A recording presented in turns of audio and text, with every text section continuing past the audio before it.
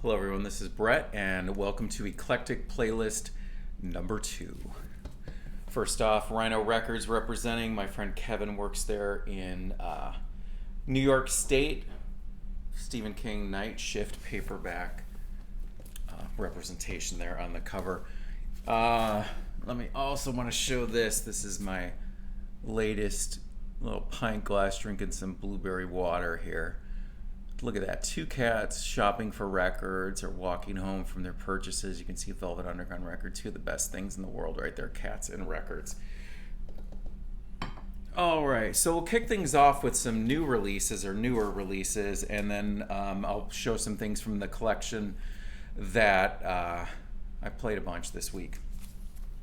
And I figured I'd also post a link in the description to a YouTube playlist featuring a song or 2 from each of the things that I'm showing, just so if you're interested in listening, you can tune into that. All right, first thing, and I took a deep breath there because this album is so stunning. This is Breathless. See those colors fly.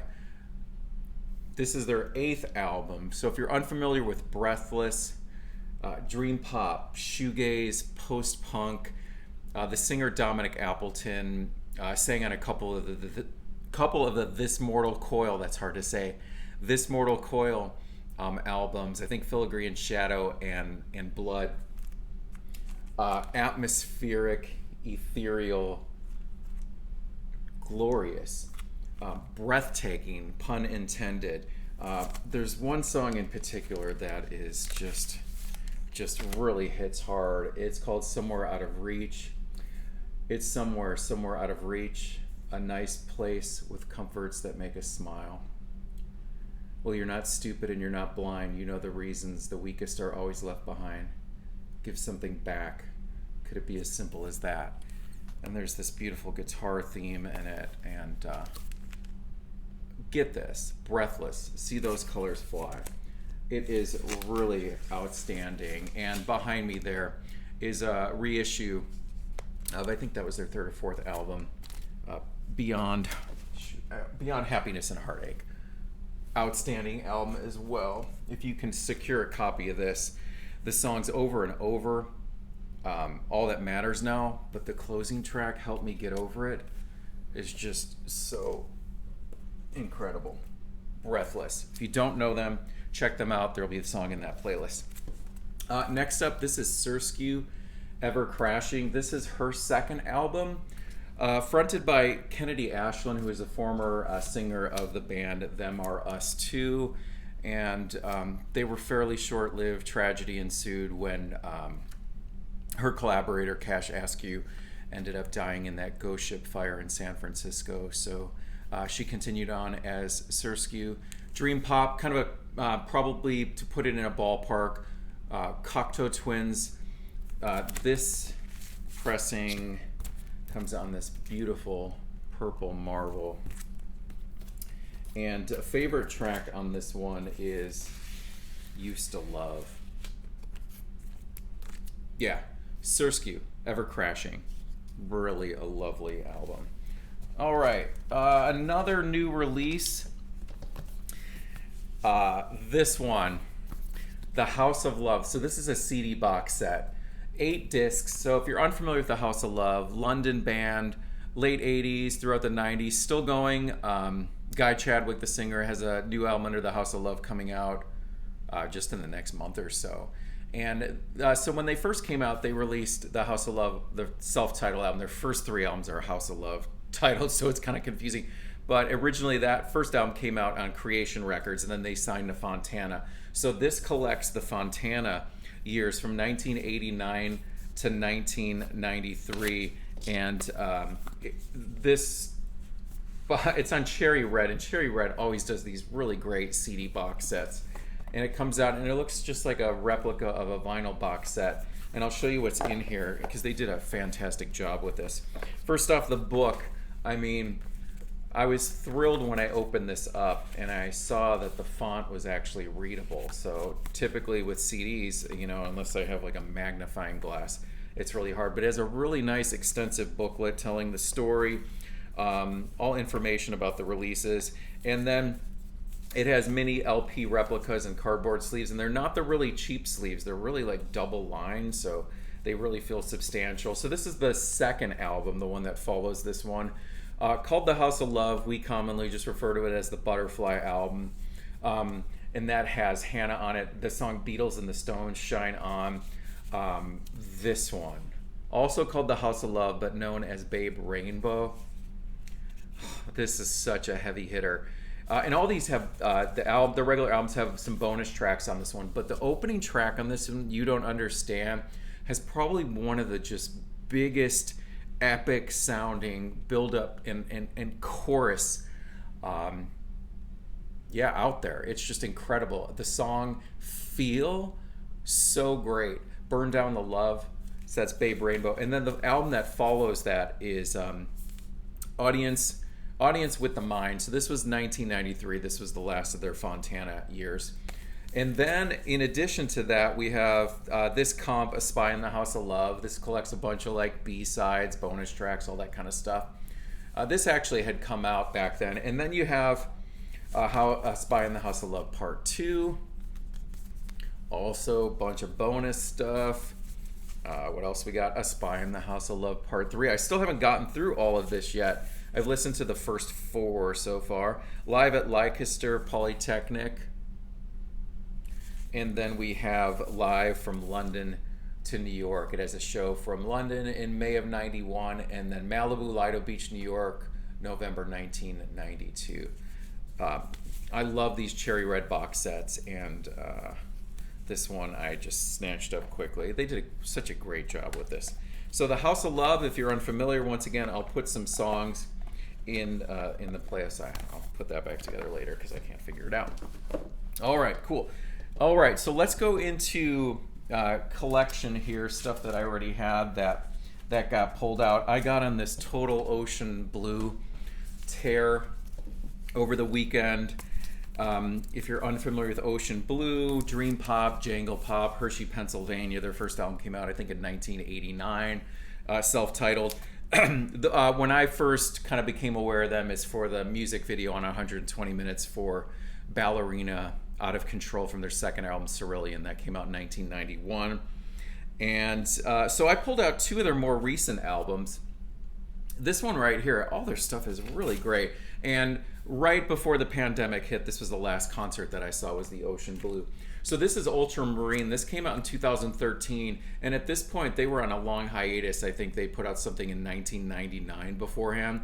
But if I had to pinpoint out of their entire discography my absolute favorite song, it is right here, the track New York 6 a.m. To describe that one, it's all just kind of this nice, beautiful, mellow, dreamy verse and build up, and then you hear this snare drum start to build up, and as it goes into the chorus, it just has this release, and I can just liken it to like all of a sudden like you're in the air just kind of flying and looking over the world from space or deep in the sky. It's absolutely stunning. Ultramarine, definitely grab this one if it is still available.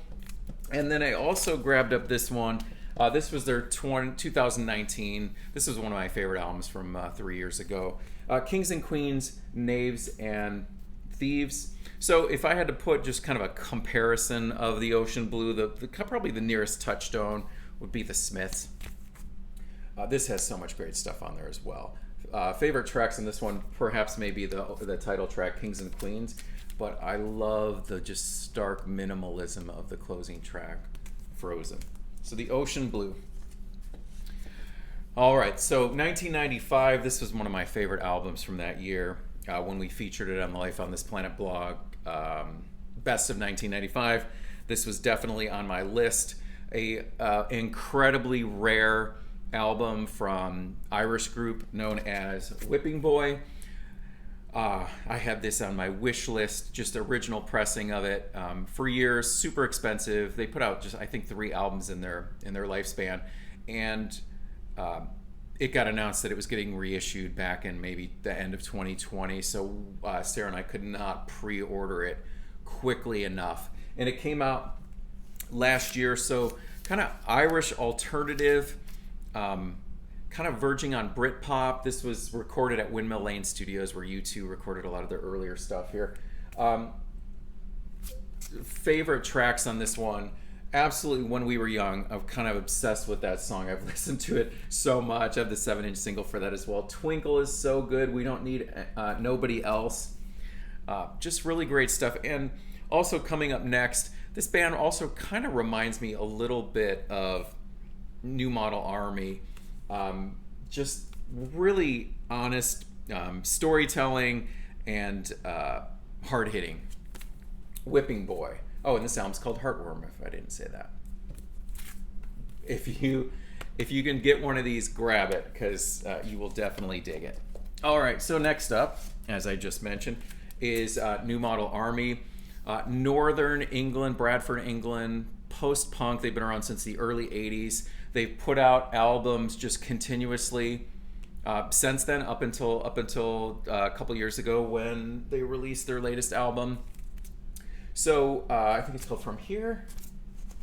Sorry, let me do a little segue here into this. Yeah, it's called From Here. So that was their most recent one. I can't remember if that was 2019, but outstanding as well. Fronted by Justin Sullivan, just a incredible songwriter. As I said earlier, just really honest storytelling. My band Audra has gotten to play with New Model Army 3 times.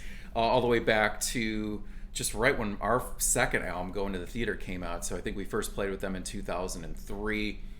And just really nice guys. And one story, and I probably told this story in past videos, but it's been years. Their manager at the time, who had been with them for years and years, I think his name was Tommy T. He was there doing merchandise, tour manager and doing all that, but he was also selling their merchandise. And one of the most heartfelt things that's happened, in my life as a musician and playing shows is, we had our merch table set up, next to New Model Armies. And after we played, I went up and bought their album at the time. And so I handed Tommy, $10 or whatever it is for a CD. And he gave me the CD, and then he got up out of his chair and he just walked around to the front of the table, and then he went and stood in front of the Audra merch table, and then he said, "I'll take that," gave me the $10 back, and bought our album. That was just one of those things that's just absolutely touching. So this was their third album, The Ghost of Cain. Their artwork's always done by Jules, and you can see it's a back of a jacket with the whole New Model Army on there. Just a really iconic album cover. Beginning to end, this is super strong. This was their third record, if I didn't say 1986. Favorite track on this one is Poison Street, but man, this is also a heavy hitter with 51st State, Lights Go Out, Western Dream, Love Songs, Ballad, just a killer record. So if you're unfamiliar with New Model Army, remedy that quickly, because they are one of the greats. All right, next up, I'm going to pull this CD out. This was never released on vinyl, just a very short-lived band that emerged after the breakup of Shelley and Orphan, right there, Century Flower from 1989, one of my favorite albums of all time. Fronted by the late Caroline Crowley, who passed away sadly in 2016. So Babacar, self-titled, one album released. Featured her boyfriend at the time on drums, Boris Williams, who at the point when this came, he had left The Cure several years before. In their kind of golden years, he was the drummer on Head on the Door, Kiss Me, Kiss Me, Kiss Me, Disintegration. I think the last album he played on was Wish. But Caroline Crowley's just beautiful voice and just a sadly beautiful release. Favorite track on this one is Tree. Babacar. And if you're unfamiliar with Shelley and Orphan, Century Flower, Silent Day, check those two tracks out. Incredible. All right, last up, this is some French cold wave. This is Trisomie 21. This is from 1984, Passions Devise. Bass guitar, icy synths, drum machine vocals, sometimes instrumental, sometimes really heavily distorted vocals. I was listening to this morning, and it's just so intriguing. There's elements of, if I had to compare it to something, it makes me think of, not that it sounds like it, but the closing track on Joy Division's Closer album, Decades, that kind of iciness of that plodding kind of synth. And then, you know, that kind of carries over, and it's also reminiscent of the sound of New Order's first album, Movement, from 1981. Some of the synths just harken up like some, you know, themes from John Carpenter movies. And OMD, maybe, they're more experimental, Architecture Morality, and Dazzle Ships. This is really great, really interesting stuff, worth the investigation. I think that wraps it up. So thanks guys for tuning in. If there's anything that you end up discovering through this or really intrigued by, leave me a comment. Be sure to subscribe if you're new to the channel, and I'll be back next time. Thank you.